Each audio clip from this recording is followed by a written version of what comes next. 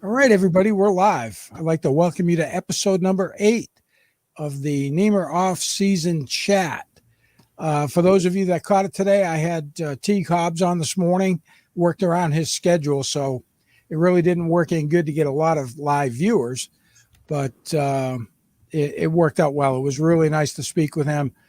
Really a great guy. He's got his head on, and I think he's going places this year, riding with the M4 Suzuki team. I think we'll see some good things out of him. And of course, we got some new kids that are going to be going over to Moto America this year. And it seems that there's a lot of really fast riders coming out of New England, especially Loudon. But welcome. Tonight's topic, there isn't one. This is a no holds barred bench racing and basically shit talking. I can't put it any other way. I'm coming into this blind because I don't think I've met any of you guys. I've seen you at the track, but we haven't actually met. I don't know what's behind the scenes as far as how you guys all relate to each other, how you race with each other, or any of that. So I'll try and referee a little bit if needed, but it looks like it's going to be fun. Some of the comments I've seen in our group chat, and Sam's here. I'm going to pop him in. Hey, Sam, can you hear me okay? Hey, guys, can you hear me? Yeah, we can hear you. And I'll just explain to you. We're going to go around the clock, introduce yourself, how long you've been riding, how long you've been racing, what classes you're racing. And then after that, it's going to be gloves off, and somebody can bring up a topic, and we'll pass it around and see where it goes. So with that, I'm going to pass it over to Dave, and you guys just come right around the clock. I've been racing up at Loudon for a few years. Missed part of last season due to an injury, but had some good results and a good time with these crazy people. And I'm not going to get into great detail on the wins and losses, but more podiums than I ever thought I would be in. And some of these younger guys, half my age, whining that GT races are too long. I don't know where they get that from. All right, we'll pass it over to shit starter or John. Oh no. What have I been at Loudon? 6 years now. My highlight was the 18th Classic. I won the Amateur Classic in the rain. Finally got to do my burnout, which started the whole shit starter thing for me.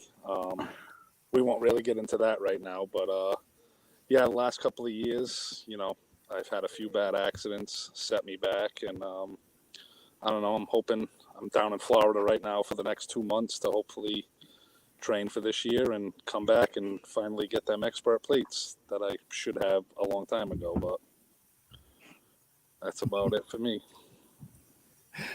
All right. Cheater boy. Were we supposed to do a highlight? Did I get that? Yeah, no, you can do whatever you want. All right. Me and Beam, same 6 years just completed at Loudon. I think it was my fourth in expert, and best year yet. They seem to keep getting better and better. I guess that's it. All right, so I'm Bill Coulahan. Been riding about a little over 20 years, racing. This is my 12th or 13th season, so I'm a little upset to hear, Ian, that you've only been there for 6 years and you're already faster than me. I guess I'll have to work on that now that I'm stepping up this year to the meat grinder class. Yeah. I've been on lightweights my whole career. Picked up an R6 near the end of last season and did a few races with that. So that'll be the big bike for this year. And Samir. My name's Frenchie. I've been racing since 2011. I'm from France, and I love croissants. I hate Samir. No, I've been racing since 2022, 1 year. bumped up to the expert class for this season, obviously in the middleweight group. So it's gonna be a tough group, but I look forward to it. I'm even more upset that Samir's been racing for 1 year and he's faster than me. It's the TTD Right, group, and- man. Samir, thanks for doing your hair for tonight. I guess that's why you were late. You were getting I your hair just done. wanted to look like Frenchie tonight. You know what I mean? It's my idol. All right. So quite a diverse group for sure. And Bill, yeah, I feel you. I've always been a lightweight guy, but I did go into the 600s for a while. And that is a meat grinder class. There's no doubt. That's everybody's got a 600 and everybody thinks they're fast. And you'll have a multicolored bike by the end of the year, I'm sure. A little bit of rubbing and grinding. But so what kind of topics, what do you guys want to talk about? I got to just start off with my my sponsor for the night, Eric Block. Love you, and that's all I have for now. Where do you pay you to do this? You don't want to know.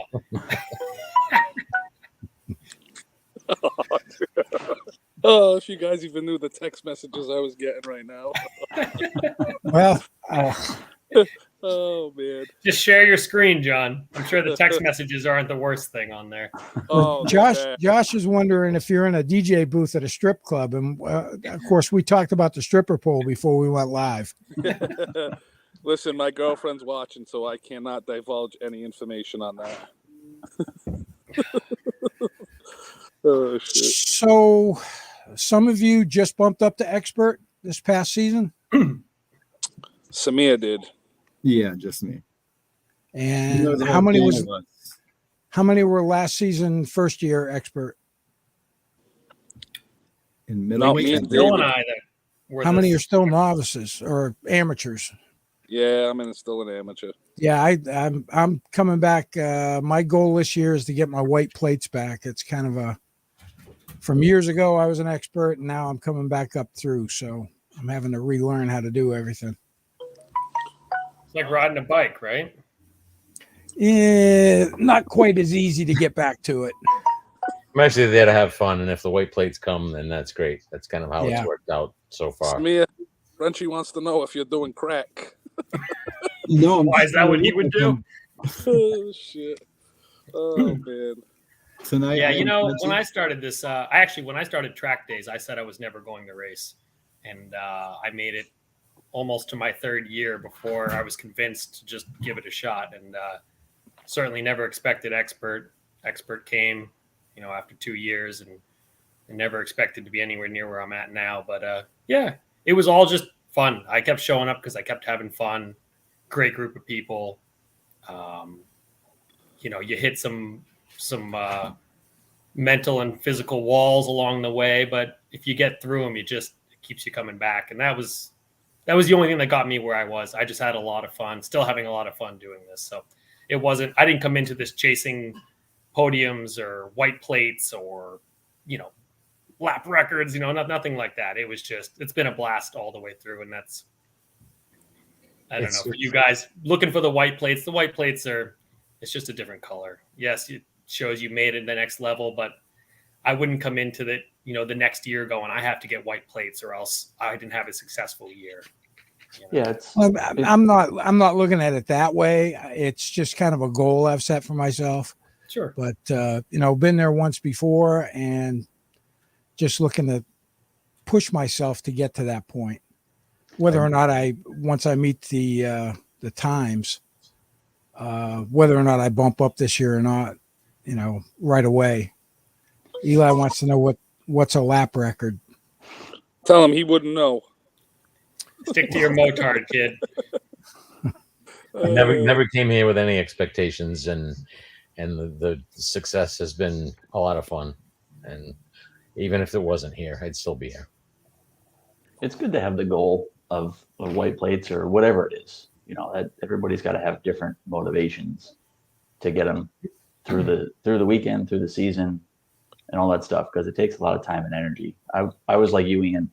I kind of did this one time to say that I did it because a bunch of my buddies from the street were up there and they loved it. Like, I'm not going to pay all this money and spend a whole weekend to go ride my motorcycle. I could do that for at a track day, much cheaper. And man, when that first green flag flew, I was just hooked. And then since it's the people and the continued goals and all that stuff that keep you coming back. It's really it's the motard going underneath me in 11 that keeps you coming back. Try doing it in expert on a middleweight, okay? I think you just hit the nail on the head, Bill, though. I mean, I love the racing, but it's the camaraderie. It's the people, that's the biggest thing is the people up there. I mean, Loudon is like nowhere else. I'm down in Florida right now. I was at Homestead last weekend for the Pan American Series, and there's no camaraderie. You go to Loudon and guys are willing to take their B-bikes apart or give you their spare bins just so they can go out and race against you and not get a free win, and you just don't see that anywhere else. Loudon is a special breed of people, and, there's not really circles. When you first come in, you got to break your way in, but it's almost like a full family. You can go to any garage and everybody's, very welcoming. So I do appreciate that a lot, especially with me being rough around the edges, So not rough in the middle though. No, I'm nice and smooth in the middle, baby. Yeah, Leroy, I said something to Leroy years ago, and he's really just held on to it. And it was, you come up to the track. If you do 5 races in a weekend, you spend 1 hour of your weekend racing. If you're not there for the other 23 hours of the day, whatever you spend it doing, then to me, you're not there for the right reason.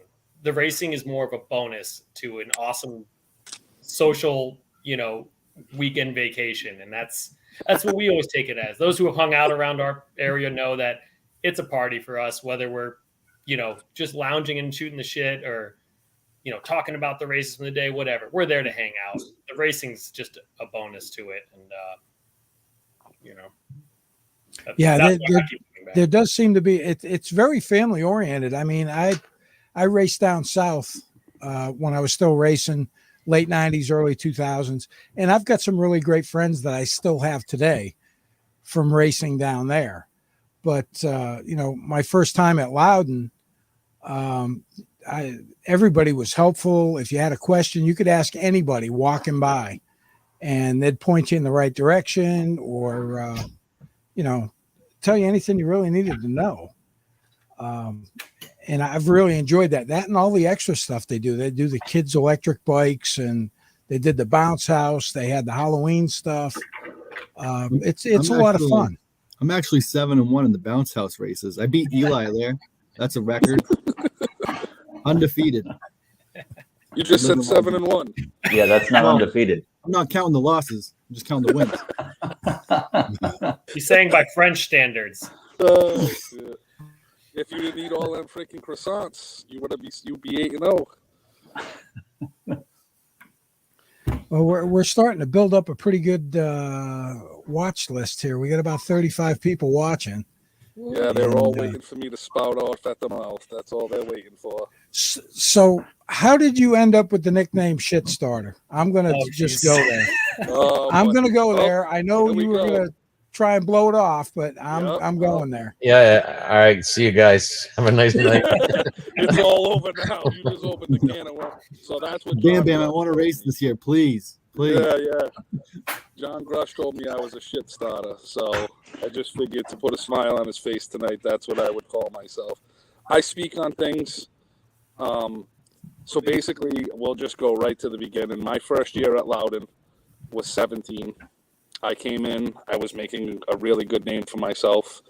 I blew through novice in my first weekend. My second weekend, I went out as an amateur, started winning races. And then, unbeknownst to me, I didn't know nobody there, but John Butler came over to me and asked me, what I thought of the series and, you're up and coming and blah, blah, blah. So I said a few things, and then it was said to me that this was all over the burnouts. So it was said to me that a certain person was going to come, win the Classic, and do a burnout, and everybody was going to be okay with it. But then Ian Beam did a burnout, and the old guy, Tom, who used to run the series, literally threw the book at him. And I went up and I said, well, what's going on? Ian did a burnout. He gets penalized, all of this. I said, and then the other person does a burnout and it's okay. Well, that didn't go over well. I put up a Facebook post. It got 117 comments in literally 11 minutes. It went all the way to the CCS in Texas. It got out of hand. Me and Tommy Blanchett ended up getting into a pretty big war of words in the media center, and that's it. I was pretty much banned. Nobody wanted. If I walked in a garage, it was awesome. You could just watch them all scatter like water bugs. It didn't matter what garage it was. I'd walk in, and so I work for Vance, and I'm the brand ambassador for them. So I would bring the suits up there for the kids and to the Penguin, and I'd walk in a garage, and I would tell people, watch this, come for a ride with me, watch what happens. So then I had to build my way back up, get my reputation back, and then I made a comment last year about the banquet being on a Thursday night, and it wasn't a bad comment or nothing. I just said, most of the track doesn't show up until Friday night to race Saturday. Why would we have the banquet on a Thursday night? And John kind of took it as, me detriment. What they keep telling me, my comments are detrimental to the sport. So he called me a shit starter, and we had some words. We patched it up.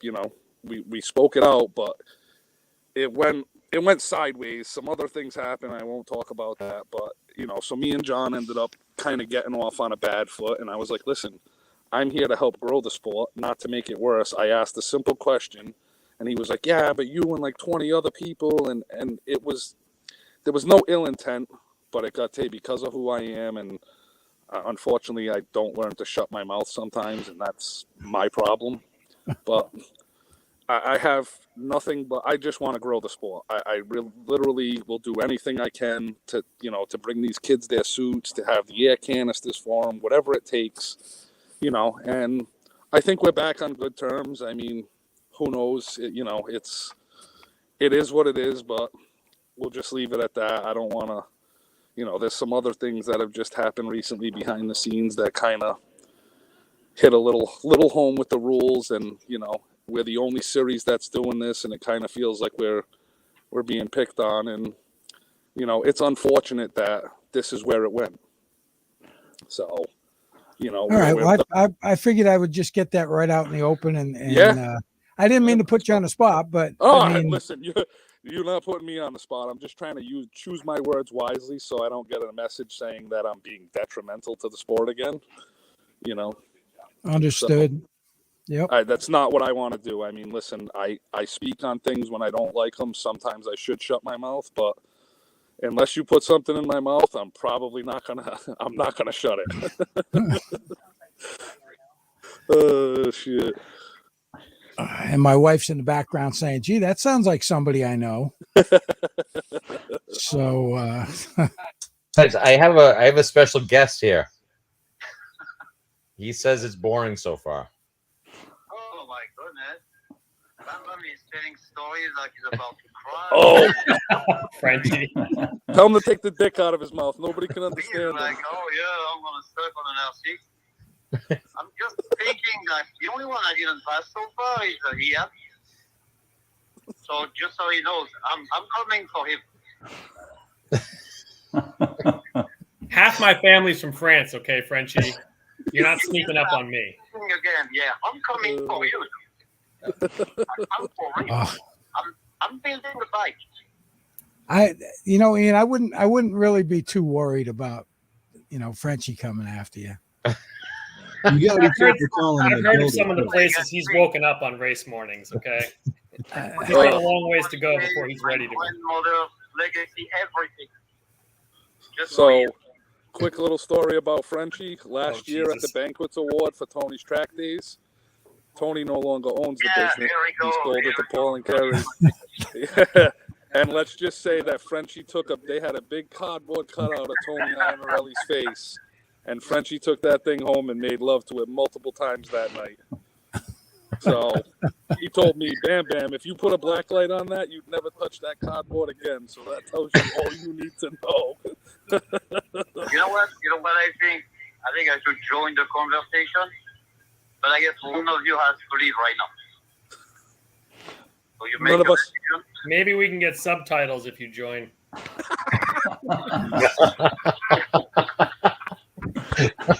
I've got an interpretive service that I use at work, so I could probably get them on the line. That ain't even gonna help. I took 5 years of French, and even that's not enough. Love So you, Eli, Frenchie. You still there, buddy? Oh yeah, I'm still there. I hear them. How you doing? Eli wants to know if we could brainstorm why he sucked at Moto America. Go ahead, Eli. I'm joining it out here. What? You guys already had your call. Why are you joining ours? Because I can't even understand them. He didn't suck. He's a liar. He lies. Anyway, what else we got? I don't know. I feel like we should start. I don't know. There's just no shit talk. Eli's waiting for the shit talk. Yeah, there needs to be more. It's like more. Well, that's why we have Jeffrey here. Let's Yeah, I talk mean- about the elephant in the room. What about the classic? I've got an interpretive service that You like put some gas in my start bike? talking some shit and talk to you later. All right, we'll work on that. You're gonna need more than gas in your bike, there, buddy. Oh boy, where do we go next? So you can get your. I mean, we can talk about your cheater bike. Well, Ian. do we Which talk one? about the Apparently I elephant in have the like room, 12 or of do we them. leave it alone? Exactly. I don't know. I don't care. It's all in the past now, right? It's all been outlawed. So, Yeah. yeah, the cheater saga, huh? It's Yeah, that's the big talk of the town. yeah, it's the big talk of the town that I don't think anyone knows about. Honestly, not many. So, can you explain it to me? I don't understand what the rule change was. They lowered the CCs. Basically, they outlawed me and Ian's bike. Every other series is allowing it except for our series. They decided it's their pond, their rules, so our bikes. But are I out. thought I was under the impression that you guys built your bike within the rules of We what was did. already in place for the That last. Well, was- John that didn't was even the build rule. his bike. His bike's I stock. bought my bike. My Yeah. bike Yeah. is stock.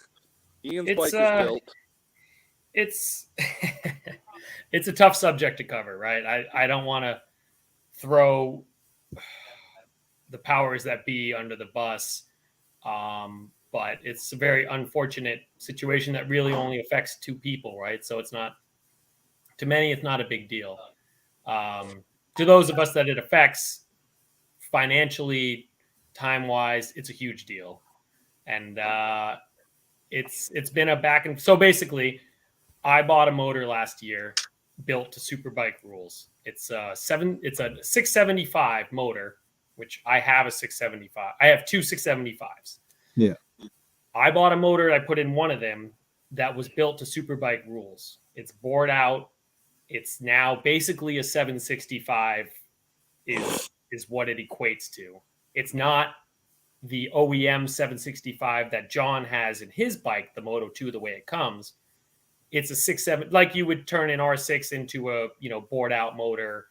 I don't know what that is, 640 cc, something. It's like that type of thing. It's apparently been a problem all year that I am too fast. My bike. I'm sorry, not me. My bike is too fast. It's were there a better rider on it, could be a cause for someone to run away with a race. Namely a $250,000 race. So something had to be done.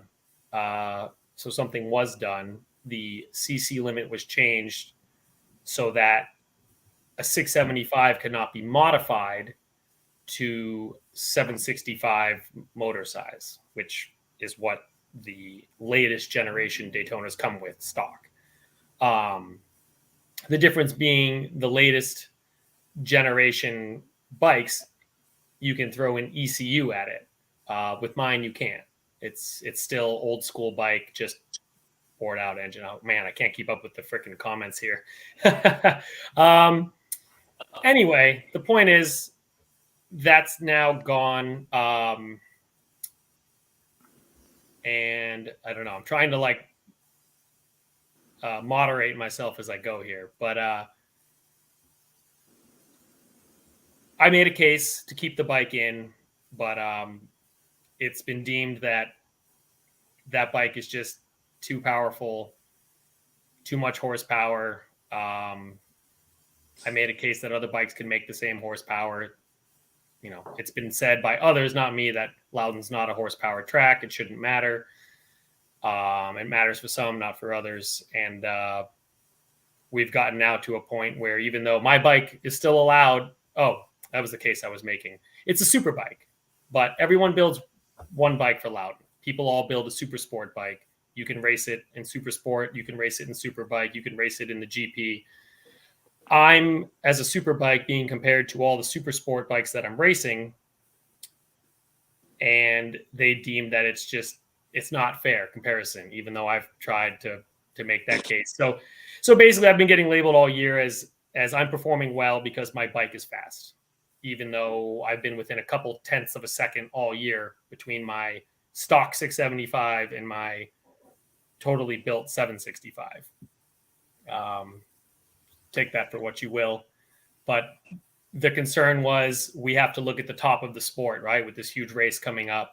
It's been said this rule would maybe only apply to the Classic, but it sounds like it's going to be applied throughout the year. I know that's a comment. The Classic is going to be kind of its own non-NEMRR race this year, but it looks like this is going to be the Loudon official rule. But yeah, you look at the top of the sport, you put someone on the most built R6, you put someone on the most built Triumph. Are they equal? It was deemed it wasn't. But as I'm the one who's kind of worked my way up the ranks this year, it obviously is what brought attention to it. And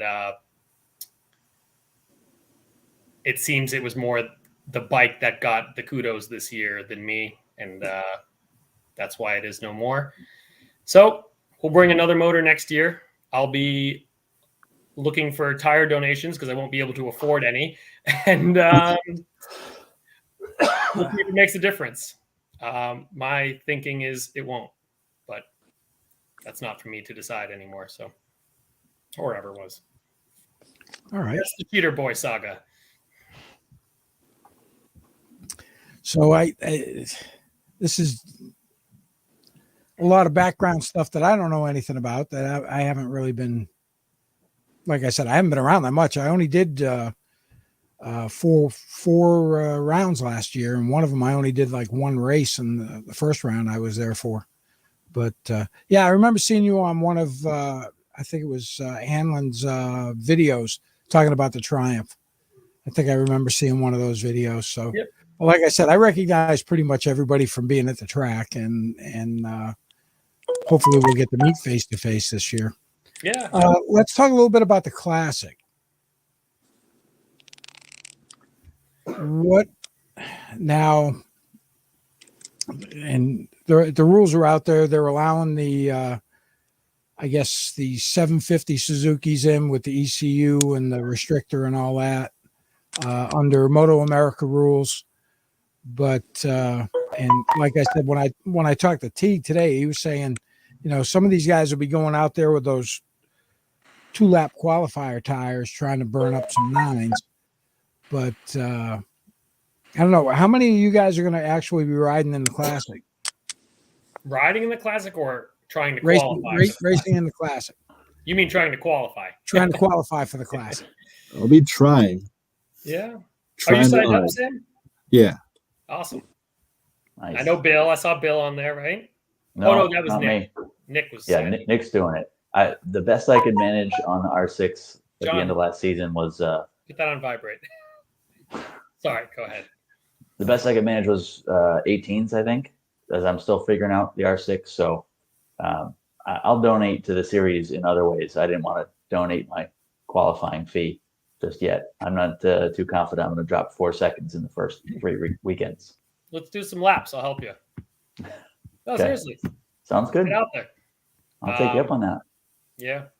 Yeah, I'm going to give it a whirl. I have been, I don't know. Those who know me know I'm probably one of the most humble racers there, where I don't toot my own horn. I'm not one to say I'm going to do X, Y, Z and then put that pressure on myself. I'm the opposite. I've already said I don't expect to qualify. I might make the time, but I'm realistic in that seems like they just keep adding people to the field. So from 48, I think we're up to 65 with the option to add more. They're not adding people that I can beat. Let's say that, if someone's getting added late, they're a serious name. So to try and beat, what are we at? 33 people I would have to now beat if my math is correct. That's a lot of talent. I mean, There are definitely a few pros that are not going to make the cut. what? Yeah, and so who's to say that just because who I'm knows? a lightly seasoned Loudon rider will, and even You if I never make, know, though. yeah, A lot can but change even between if I now and make, then. let's say the quad off is a 15 and I make a 14 something, who's Yeah. to say there aren't 32 people that did a better time than me of the 48 qualifying. So You never know. I You don't never know. know with Loudon too, right? yeah, this is my approach to racing since I started. I grew up a real cocky sailor, right? Going around at 5 miles an hour. It's real easy to throw it all out there like you're the hottest thing on the block. And I did really well. Picking up motorcycles in your 30s is a different world. And I'm glad I did this late in life because I came with a very different approach to being competitive. And for me, that's keeping ego in check, keeping expectations in check, and hopefully that keeps me safe. And anyway, so yes, I hope to make it. It would be awesome. Even if I got to make it just to complete a lap, it would be an amazing feat. I would hold on to that as one of my favorite moments probably forever. So kudos to the guys that have put this on. It's going to be a huge event.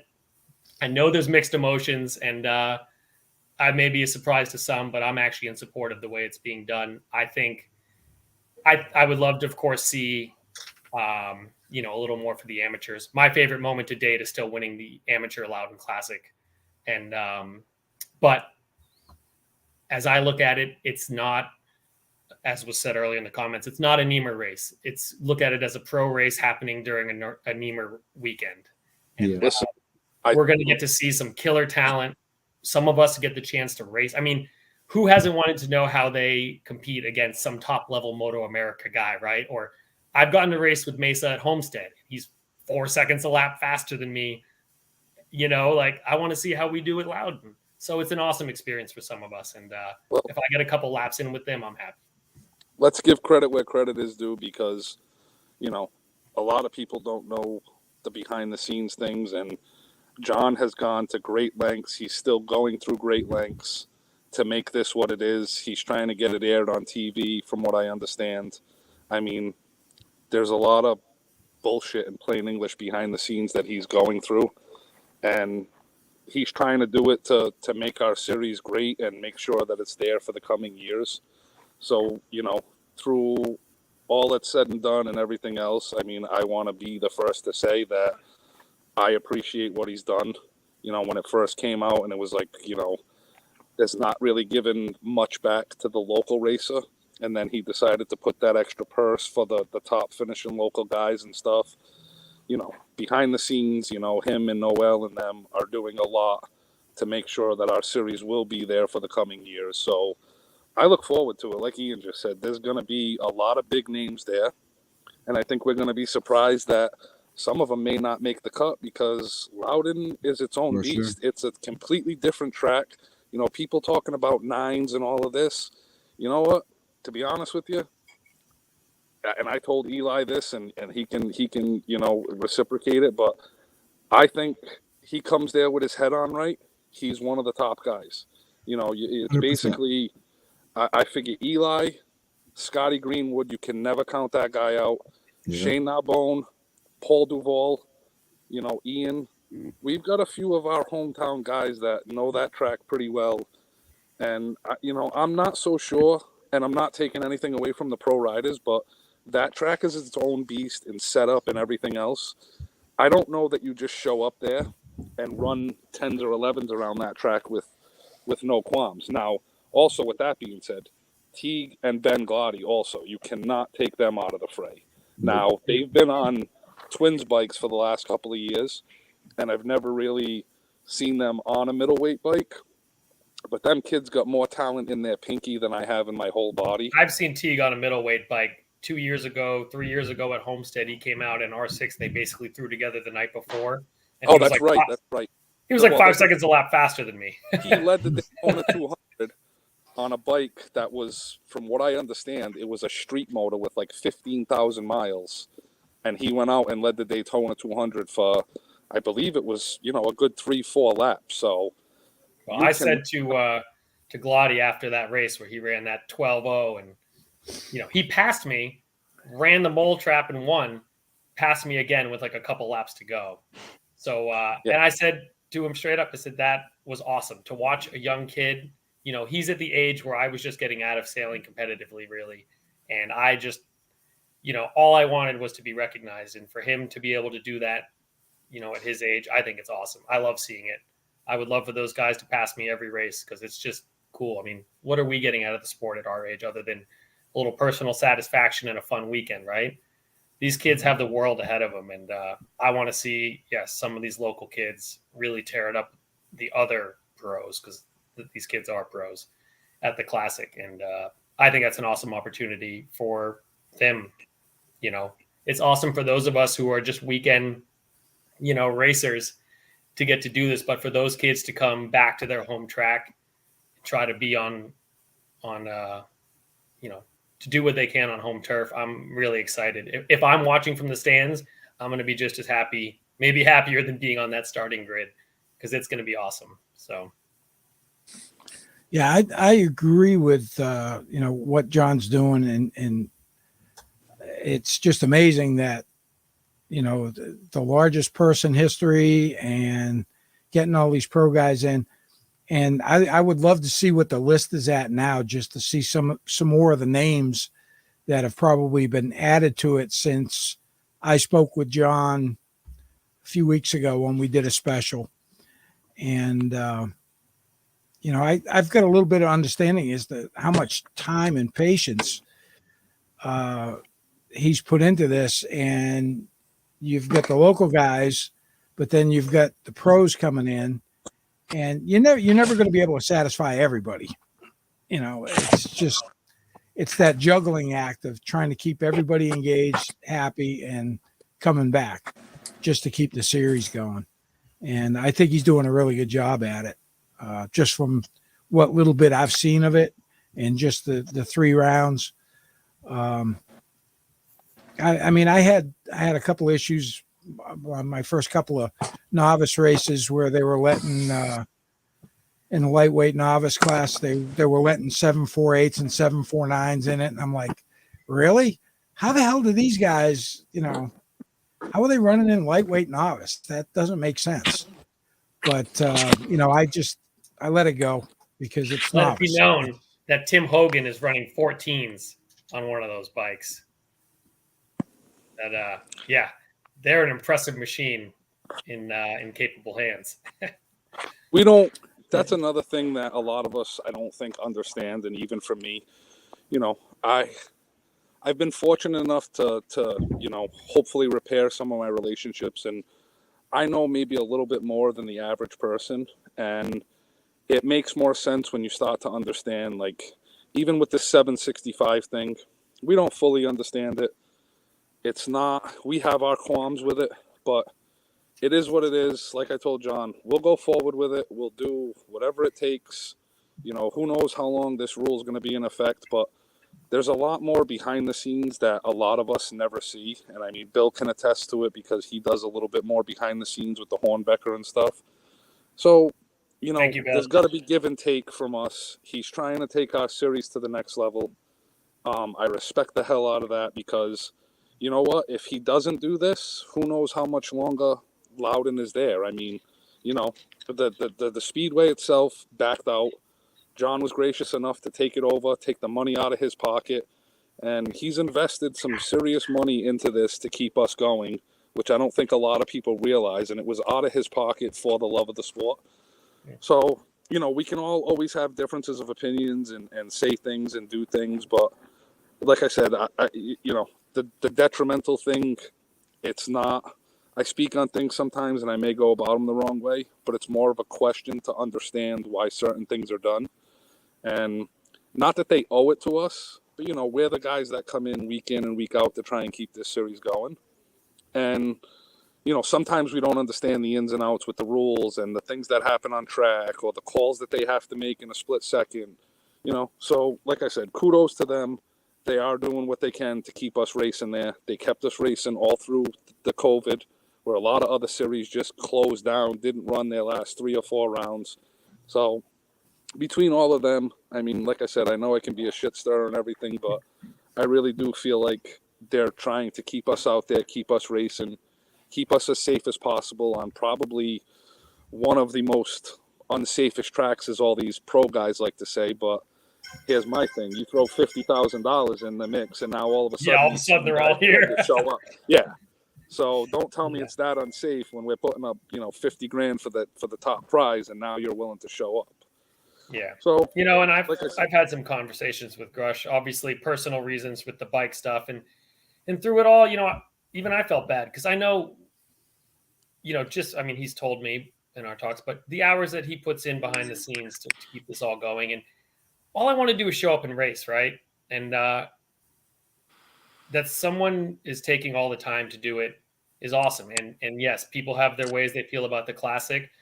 But when you look at it at face value, yes, maybe it seems not fair, or that the locals should really be the only ones getting a crack at the 100th Classic, right? But there's a lot going into trying to just keep this series alive. And the truth is, I think last year, some may have heard that the series may not have existed this year, or certainly not after the 100th Classic. And who knows what will happen? But yeah, that some people have stepped up, is awesome. I make a point to go in the end of every weekend and thank all the staff in the registration. It's I think a relatively thankless sport. It's real quick to jump on them when things don't go your way. But man, if you go race CCS or Homestead or one of those, I will say the new CCS owners seem to like they're going to be pretty great. But who's this Leroy guy? Does anybody know who he is? Oh, Jesus. Does he even race here? He hasn't been around. Yeah, let's get on to something more lighthearted. He's not even relevant. He's not even relevant no more. That guy definitely doesn't race here. Andre, never heard of him. Who is that? Sam, what are your aspirations for your first year in expert? All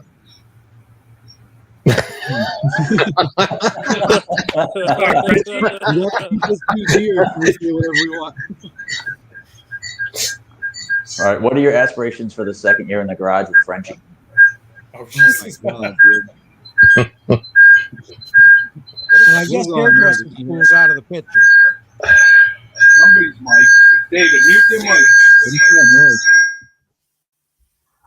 What was that? It's Frenchie trying to get in. It was David. Just both of our mics being on, I guess, did that. No, I think it was Samir. Well, Samir, you're he's muted. talking. He's talking. But Sorry. Dave, were you sleeping like 5 minutes ago? No, I've Just been. let your eyes roll back. You don't have to lie to me. I see my dad on the couch with the same look. I have heard. I'm I've heard sorry. some of this banter already, so I'm just here to. He's trying not to let everybody know that he's sitting inside my trailer right now. He doesn't want to be associated with me. I He's didn't. so afraid I for the turned the next thing thing to around. come out Say of my trailer. There he This is. poor guy had to do Up the there. trip down to Florida with John, and John and I talked like probably 4 out of our 8 waking hours of the day.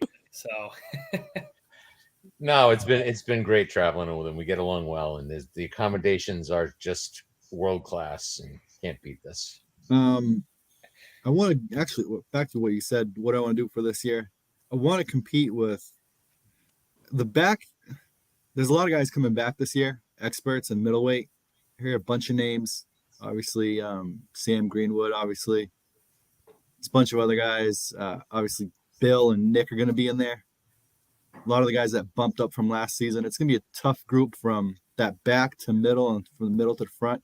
There's going to be quite some separation. And I don't know, it's going to be tough. I was looking at things from like last, 5 years. In the Loudon Classic, there have only been about 7 people that have gotten to the 114s. I mean, it's going to be up to the Classic, and I think everyone's going to come in more focused.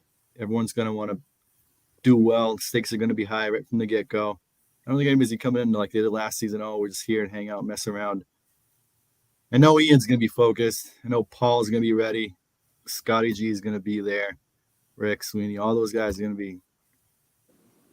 It's going to be a different group this year for sure. It's going to be a different group this year for sure. They're not. I don't think anybody's coming to play. Eli's going to be a monster. I mean, what he did last season with Scott. 3 rounds on a middleweight. And he's not afraid to go night-night. You know what I mean? He's not afraid to go to sleep. He's not afraid to wake up in a hospital bed doing something crazy. Like he's just a wild dude. That boy's got a lot of talent, though. I've said it before. God. Well, just remember, the Classic is the Classic, right? But on Sunday is our normal Dash for Cash. Yeah. Our Saturday schedules on Sunday. So most of these guys are going to leave after Saturday, or they'll hang around and watch. They're probably not racing. That top 8 is pretty much locked up. That top 8 in the Dash for Cash. I mean, the names that are going to be there every round.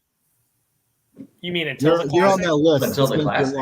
You mean until the Classic? Until the Classic. Just the top 8 to get to the Classic. They're in middleweight. Don't worry about that. It's going to be. You know what? It's going to be fun. I had these aspirations of being in the top 8 when I got to experting and getting that interview, right? Yeah. That would be so cool. And then all of a sudden you're getting 8th or 7th for like a year, right? You're like on that cusp. I'm not looking just for that. I know. I'm just hungry. You're still young. You got plenty of time. But don't worry about the first 3 rounds. Use those as practice because the last 4 rounds. I'm just excited. I'm not worried about them. I'm looking forward to it.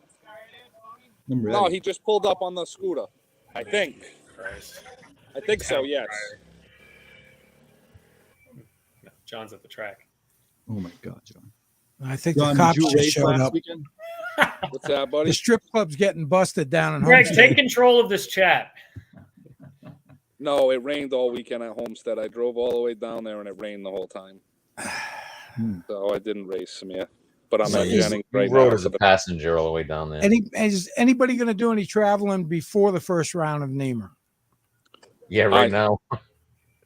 I'm in Florida until April 1st. We're at Jennings right now for the next 3 days. We'll go back to Daytona for a couple of days. We'll be back here probably every weekend now until April 1st. So I went out on the B bike, and now I don't know technically where the A bike stands, whether we're allowed in the GP yet or if we're not, what the final ruling is yet. I don't know if we have to run heavyweight or what it is. Still not 100% sure where that stands. Just throw it in the trash. That's what I'm I see Leroy in the comments. I give you like talking $3,000 for it. But yeah, basically, I said I give Bam like $3,000 for that bike. It's worthless up at Loudon now. Basically, yeah. My motor is going to become a paperweight, so. No, we'll figure something. Like I said, we'll figure it out. I know John had said that he was working on something. Like I said, I don't know what the final ruling is. I do know that it's out for the Classic, but that doesn't affect me. I mean, I know it's not super sport legal. I just don't know where we're falling, if we're going to be in the GPs and the super bikes, or if we have to bump up to the heavyweight class, which then that doesn't really make sense because now we're going against bikes that have 40 to 60 more horsepower against us. So I don't know, whatever. I have 2 bikes. It is what it is. I rode the B bike the other day, and it was crazy that I got on that bike and it was like I had never gotten off of it. I was faster on that bike in one day than I've been in the past 2.5 years on the new bike. So if that's the case, it is what it is. And, like I said, I've actually never seen it. He did a really good job on that thing. I watched him go like I haven't seen him go in 3 years. So we'll figure it out. Like I said, it is what it is. As long as we got a series to go back to, a little bit of shit talk and a little bit of fun, run around the paddock. Again, we all just want to fucking race. Yeah. So, Ian, are you going to do any traveling? Well, I've had some wrenches thrown in my plans. I thought I had a couple oil changes and maybe some clutch plates to swap, and I was back on the road. But it seems like I might have a motor to build. So yes, either way, I'm hoping. I'd love to go do maybe a race in March. Some of my garage mates have started traveling the last couple of years, which is what I did before I started riding at Loudon. I got to see some tracks. So I'd love to make an event in March. John had actually offered to take one of my bikes down, but I didn't know what was going on, so I couldn't commit. Yeah, so maybe March, maybe early April, get something in. Have some connections at Club Motorsports. Maybe I'll get some practice there. But if I have to build this motor, yeah, I'm gonna hopefully get it in as soon as possible and get some track time. So, but I've been doing laps in my head pretty much every day for the last couple of weeks, so that's enough for me for right now. How about you, Bill? I've got no plans right now, but if there's something north of Florida that's happening in the next couple of months, weather permitting, I'm definitely interested in that. So I think CMT in March. Okay, well, Bill, you can come share my bed with me down here in Florida, but I'm the big spoon. It's not the riding we're talking about, John. I'm gonna wear those same pants that you like, John. So yeah. Morella's jeans, buddy. I Oh like boy, here we go. How about you, Samir? You gonna do anything? No, I wish. I'm mostly just gonna do some dirt riding, and that's about it, really. Let me know. Yeah, I'm leaving actually. Leaving Saturday morning. I'm gonna do an armor round down at Roebling Road. That's my old home track. I mean, if any of you have ever been to Roebling, when you go through turn 2, look to the left and you can almost see my house. When we lived there. So you should have done this meeting in person then. I think that's the old days, not now. He doesn't live there. Yeah, now, I don't live there now. Armor is vintage, correct, Craig? Yeah, well, they've got modern classes too. I'm doing Sound of Thunder. Well, I could always do the Battle of the Twins.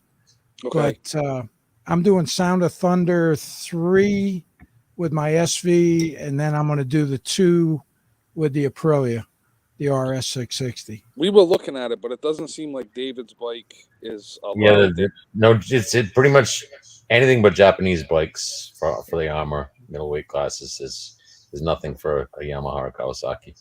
Yeah, I don't know. Every time Dave comes around on his scooter, I hear the sound of thunder. So maybe you can write that in there. But they're having a track day on Thursday, practice day on Friday. So I signed up for the whole boat, but we're going down, a week prior, just so we can visit with friends that we've had for years down there, because we lived down there 14 years. So we were pretty well settled there. I was stationed there in the military, and yeah, it was nice having a racetrack right in your backyard. You always knew when something was going on, and it was easy to get hooked up in almost any track days that they had out there. And it was a lot of fun. Of course, we'd have the big parties at my place on the race weekends. So everybody would come over because you could walk over to the house from the track. Well, you got to come check that out this year too, Greg. We every weekend over at my tent, we cook galore. As a matter of fact, for the classic last year, we cooked 47 lobsters and steaks. We went, steaks and Chinese, and so you guys are all more than well. Bill, Samir, you guys already know that, but yeah, you'll have to come over. That's a big part of it too. We sit over at my. Then you have to be associated with us for life. So good luck. Yeah, that's the only thing. If you get seen with us, that might be a problem, So. And as you've experienced tonight, Craig, Bam Bam doesn't shut the hell up ever. So you're going to have to listen to him talk for the rest of your freaking life. I'm not far behind. I mean, my wife's sitting here telling me when to shut up. So, but at least and that's not a bad thing, because you always know where you stand. There's no sense. And I did 32 years in the military, retired. I'm kind of pretty much set, and if something's not right, I'm gonna fucking say something. And a lot of times I can't keep my yap shut, and I'll go on and on about it. But, you know, I was really surprised I didn't say something about the novice stuff with the Ducati. You know, I think I'm doing pretty good. And then all of a sudden, the fuck did this guy come on a 749? And he goes flying by me. It's like, yeah, it's probably the 30 extra horsepower. But then if you look in the rule book, it says right in there, no desmonic valves. I think that's got desmonic valves in it, if I'm not mistaken. 748 and 749. But hey, you know, I didn't say anything good for me. I kept my yap shut. You know what I learned? If you have a problem with someone you think is faster than you, just get faster than them. Exactly. But if you can't get faster than them, just outlaw their bike. Look, I will say on that bit, not on Ian's bit, on yours, Greg, if there's ever a question about that kind of stuff, like in the rule book is very clear. The whole staff is very open to talking about that. And I know it has all kinds of stuff about, hey, you got to pay XYZ up front to have whatever inspections done, depending on how deep it is. They're going to work with you to have a conversation before it actually has to go and anybody puts up money. And most of the time it doesn't get to that. And sometimes people just don't know, right? I mean, the rule book is long, so everybody doesn't memorize it. Well, hey, when I was called last May and I had put the motor in my bike, right, and for 2 rounds, it was very clear I had something different. I was called by the people running the series, and they actually had to read the rule book while on the phone with me. I was like, no, seriously, like I have highlight marks in my rule book to make sure I was very within the rules. I'm not someone who cheats, right? That's those who know me will know I want to earn my place. I was very clear. I was like, listen, if I misunderstood something, I said, but let's look at it right now. Let's be clear. And they owned up and they said, all right, nope, we totally misunderstood. And right on the call live, you know, they read the rule book and dialed it back. So yeah, you know, and even the people running this series there's a lot of rules in the rule book and there's a lot of little technicalities. And especially now with the Gen 2 bikes, it's going to get even more so. Yeah, absolutely. You know, you don't want to feel like you poured your time and money into something that you felt was going to be competitive just to find out someone else is blatantly skirting the rules, right? So yeah, absolutely. And let's be clear, if you're going to do it, don't do it publicly. Send an email, pull them aside, learn from me, take it from my mistakes. It publicly doesn't go well. It puts a black mark in, you know, it's just. Assume it was an oversight and start from there. So yeah, exactly. Well, hindsight's always 20/20 too. You unless you learn from someone else's mistakes. Exactly. Just come ask me. I've made them all already. I've made them all. So. Well, this actually went much better than I thought it was going to go. I'm dying inside. I'm going to tell you. Oh man. I had to chew on my tongue, but it went very well. And I do appreciate that. My channel's not going to get reported to YouTube. I'm not going to have to start a new channel. It's not over yet. No, I'm just going to mute my mic. That's it. It's been a good discussion. Let's just go around the clock and what are your expectations for this season? And we'll start with Dave. Unmute. Unmute your mic first, Dave. It's so cute that you guys are together but apart. Really, I got to say, yeah, it's wonderful. It's wonderful. Yeah, when he turned the camera and you could see the blue light, I'm like, holy shit! There's see when you look that way, there's a door that separates everything. It's a good thing. Yeah, but that's only for show right now. Don't worry. Yeah, no, it's 2 knots you guys scratch if you want to get and in. I'm going to have like a spank and then you guys are separate or. Sorry, it broke up. What'd you say? Have you got like a spank curtain that you put up between the bunks, or? No, I got my own bedroom in the front. The whole separate bedroom. Because when you see, if you want to come in after hours, though, it's 30 degrees outside. The air conditioning's blowing in there. He's all set. So no expectations. I thought about that. I'm coming back to have fun. It'd be nice if that results in weight plates at the end of the year and some podiums, and that's pretty much it. the one or two times I've gone out there and pushed as hard as I could and got off the bike, and they said, "What the hell happened to you?" And I had to knock at least a second off my best time. Knocked it absolutely nothing off my best time by being all worked up. So just being calm and doing what I've always done, and coming back in one piece, and hopefully landing in some good spots, which is what's happened pretty much so far. So, and it was nice. It was nice walking away with that trophy in the classic. Thank you, Frenchie. But that's racing. You're welcome. David, show us your nipples. No. This guy's got some clam necks on him. Let me tell you. Oh my God! How did this become a subject of this thing? I'm telling you. Is Craig what's going on there? Craig's got a really important. John Grush is on the phone telling him right now. Dude, I've been holding this for a while. Come on, man. You are banned. You are done. How dare you put them on there? I was looking I'll forward. be the moderator for Craig then. So Bam, you're next. Let's hear it, Bam. I agree with what Ian said, but at the end of the day, I mean, I'd like to hit a certain number. I would definitely like to have the white plates this year. I gotta keep my head under wraps and not end up on the ground and mangled again. That doesn't do me or anybody any good, especially when I can't walk for a year.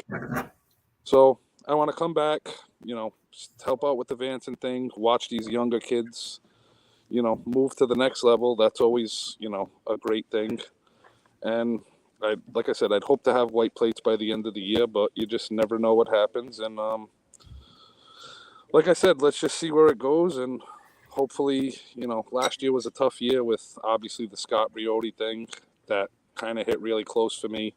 And then Eric Block at round 7, that kind of that was another hit that, I watched that front and center live. And, I try not to get in my feels too much, but that one really hit home directly in front of me. So I'm hoping this year's event free.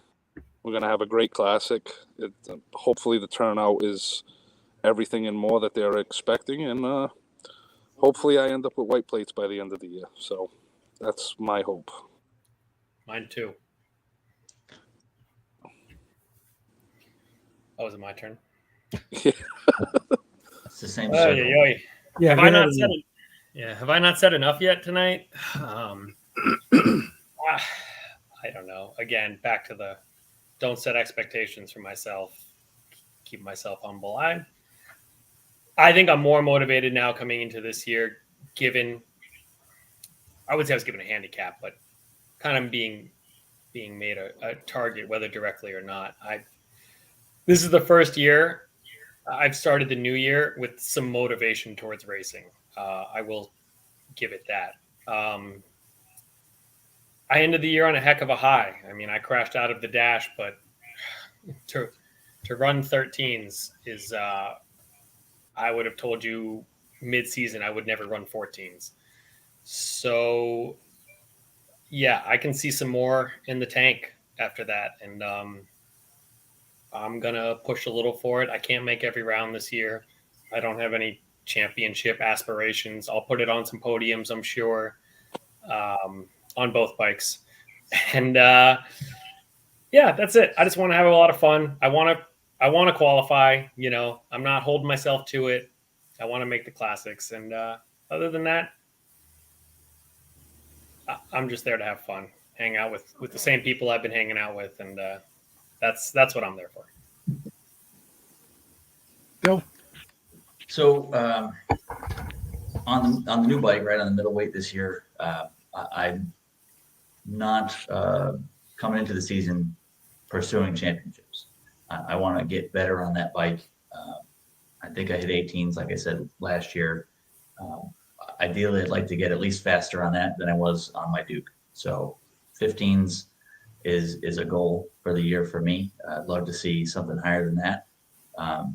And I just want to stay upright a little bit more this year.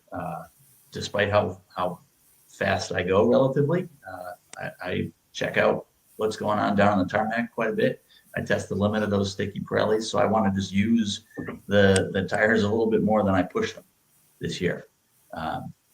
So that's probably goal number 2. And then, my big news I posted on my social media a couple weeks ago, I think, I've been honored with a single digit number this year. So I want to represent that and the kind of exclusivity of it with all the respect that it deserves. So I'm really happy to be running that and have the first single digit in RSP. So it's going to be a good year. Congrats, Bill. Thanks. Yeah, good job. Yes. We'll get those laps in. Yeah. Sam?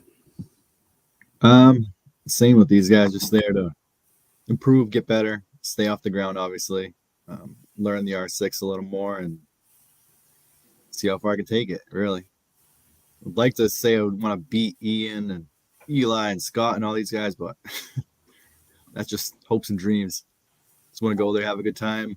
And watching these guys is awesome. So I'm glad I get to be a part of it, be in the race, see it. What about Frenchie? Oh, God, I'm going to kill him when I see him.